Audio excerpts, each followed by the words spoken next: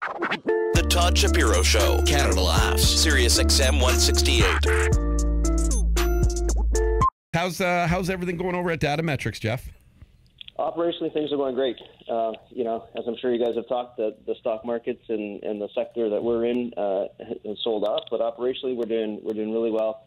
Lots of developments with our 4 subsidiary companies, and we're really excited about things. How much is sort of some of these sort of markets and including yours, and not to talk too specifically about stocks, really like specific stocks, but when people see these Bitcoins go up and down and stuff, does that fear people? Well, in the crypto, obviously, it's very, very volatile, and when you have the volatility and it's working in your favor, people think they're smart and it's great, and then when it turns quick. Fear certainly comes into the market, and you see that selling pressure, and heck, we see that in the stock market as well. When the Dow took a huge hit, and then it had a nice rebound, and there's a lot of emotional money in the market right now. Generally speaking, the institutional money is a little stickier that can ride through the ups and downs without sort of panic selling. So I think the great thing that we have in the market right now is we have a lot of retail money, especially in the market that Datametrex is in, which is fantastic for liquidity, and it really helps build a company. The challenge with that is sometimes the retail market is a little more emotional and react to sell-offs and panic. So you just have to ride the ups and downs. I saw today that the Winklevoss twins, one of these massive Bitcoin supporters and in one of the creators, well, not quite creators, but early investors, they said today that Bitcoin would be worth 40 times its current value. What do you think of that? Listen, fantastic if it is. I like a lot of these other guys. I'm not picking which coin is the coin that's going to be the future driver. I think that blockchain technology, and with that cryptocurrency and crypto mining, is definitely the future, and that countries and companies alike are going to adopt it as a solution, enterprise solution, but also as a payment solution. I don't know which one it is, and specifically, when we bring it back to Datametrex and Ronin, that's why we go the approach where we would just want to mine the currencies that require the least amount of electricity and hashing power and have the best spread, so we can make the capital. We're not taking a long-term bet on any one currency. And you guys are, I saw with Ronin blockchain, you're doing stuff in Quebec now? Yeah, we're really excited about that. Darcy Taylor, who's the president, who you had the opportunity to meet, or actually you didn't meet him, unfortunately, at the Cantech show, but he's worked really hard with our advisors and identified our first data center location in Quebec. And we're also in talks to look at expanding that. We want to have a global footprint. We want to be an industrial scale miner, and to do that effectively, you can't have all your eggs in one basket. So we've got that fantastic opportunity with GoSun Holdings in China, and now we're opening up and starting to build out the Canadian footprint, first off in Quebec. It's wild. Brian, do you understand how some of this stuff works? Brian Hatt's co-host here, comedian. Yeah.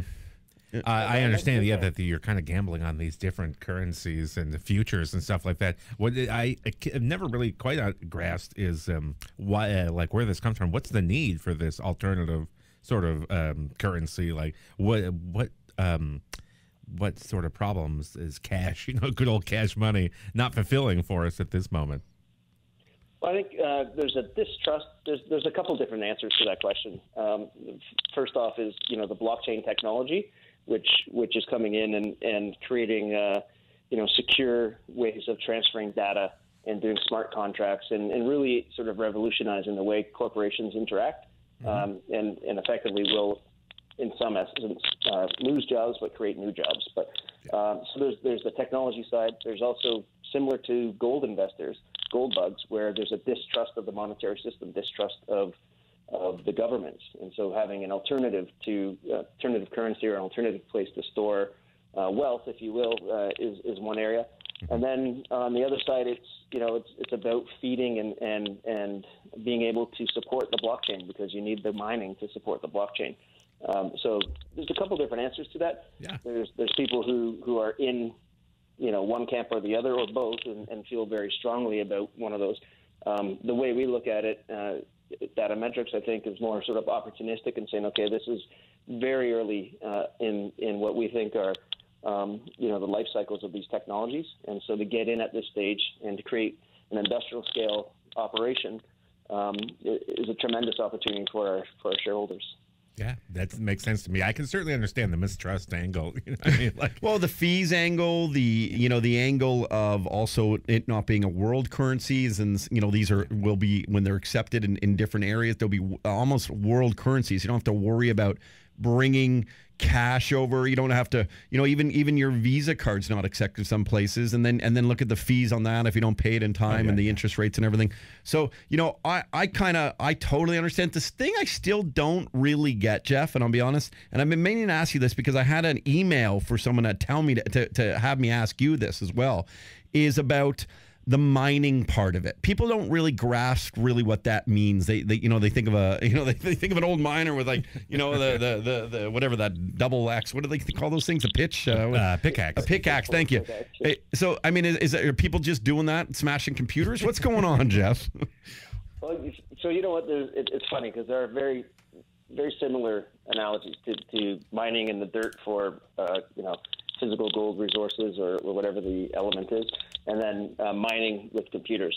So what we're doing is we're using computers to solve mathematical problems, which by doing so, you're creating new blocks on the blockchain, and by doing that, you are rewarded with a coin. So if you're on the Bitcoin platform, then you're rewarded with Bitcoins for solving that. If you're on another platform, you're awarded those coins.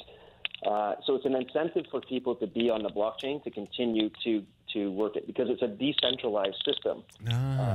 When you're talking on the currency side, well, you're talking on the enterprise side, like with Graph Blockchain, our subsidiary company, they're building solutions for corporations, and so those are centralized because those corporations don't want to have a decentralized where people have access to their information. So it's a centralized solution.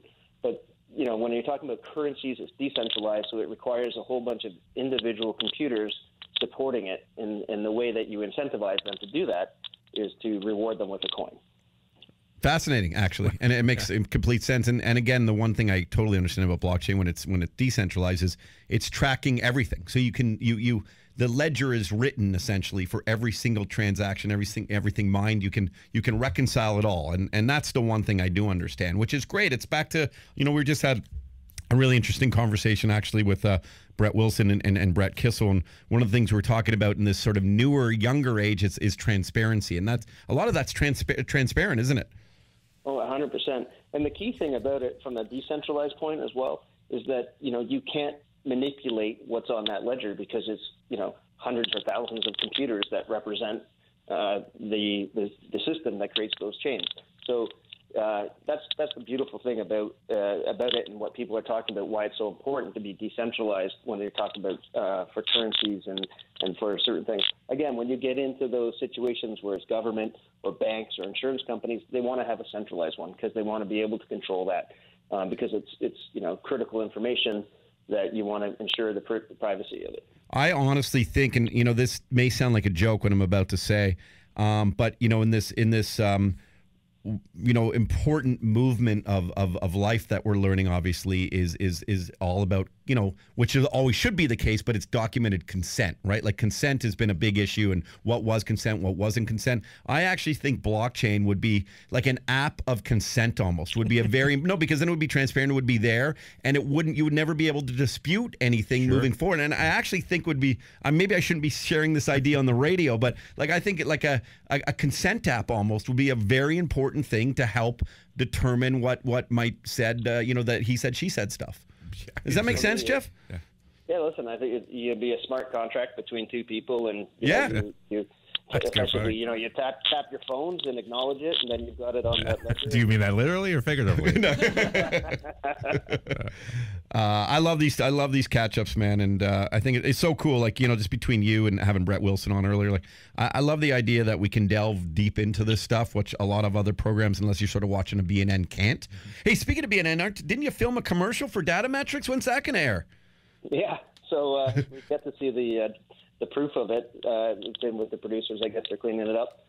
hopefully Bilal knows the guys and they can work some magic. No, that's the one part of Bell Media they never let me see. It's too nice. How'd you do? How do you look? Do you like yourself on camera? Well, they took one picture of me sitting in the chair. I haven't seen it yet, so it's just a draft. But I don't know. I asked them to take my skinny side. Because everyone always looks good when they're sitting, I'll tell you. Especially me. Well, I look forward to seeing that, and our catch-ups with everyone on your team, from whether it's Claude Thiret from Nexalogy or your buddy Spiros Margaros, who's fascinating on the show and talks everything to do with blockchain as well, and artificial intelligence and machine learning. And thank you for opening up our eyes always, and thanks for being such a big supporter of the show. And we're so happy to big supporters of yours as well at Datametrex. Yeah, we really appreciate your support, and always happy to come on and update and have a couple laughs. All right, cheers, man. Let's make sure we get out too once this weather clears up, okay? We're long overdue. All right, for sure. Thanks, cheers. guys. Jeff Stevens, president of Datametrex. Just good dude. Good. I love this stuff, man. Educational, I like that. I feel like I should just be a BNN anchor at this point. The Todd Shapiro Show, Canada Laughs, SiriusXM 168.